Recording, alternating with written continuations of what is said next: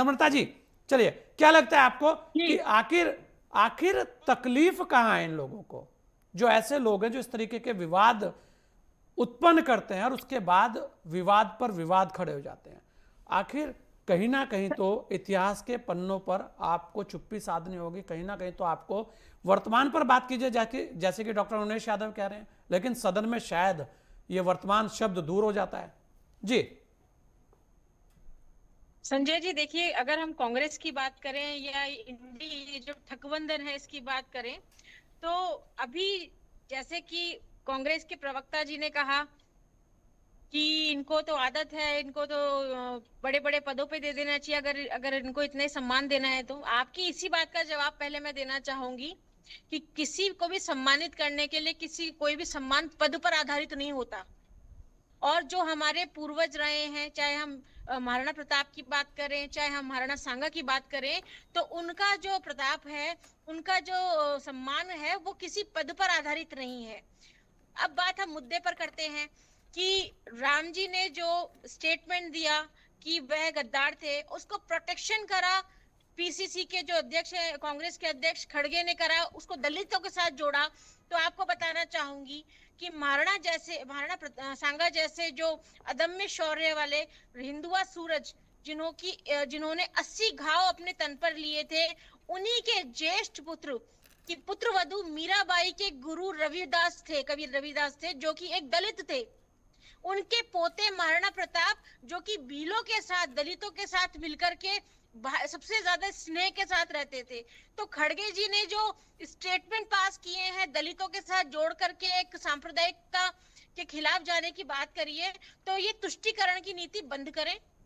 दूसरी बात, वो जो कहना चाह रहे हैं कि बाबर के लिए लोधी को लाए थे, तो बाबर को भी हराया गया था और लोधी को भी हराया गया था। यह इतिहास के पन्ने पढ़ करके आए। तीसरी बात, ये जो कह रहे हैं सपा के मंत्री ने कहा, सांसद ने कहा, तो इनको क्या इनकी इतिहास पता है? ये मुल्ला मुलायम और मुगलों की औलादे, ये जो कांग्रेस के खान के पोते हैं, इनको क्या अपनी इतिहास पता है? हम कौन थे? नाम गांधी का, पोता खान का।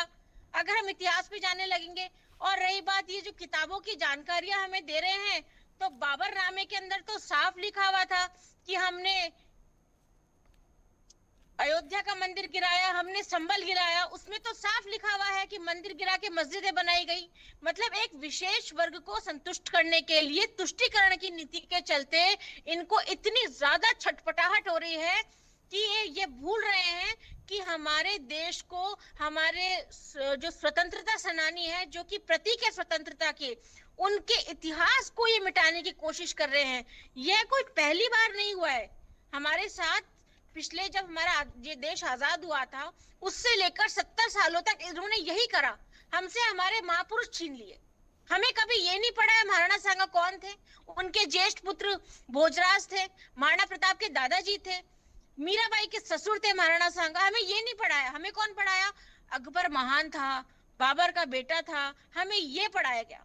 तो इनकी जो जो तुष्टीकरण की नीति तब से अब तक चलती आ रही है, ये उसी पर चलेंगे, उसी पर चलते आए हैं।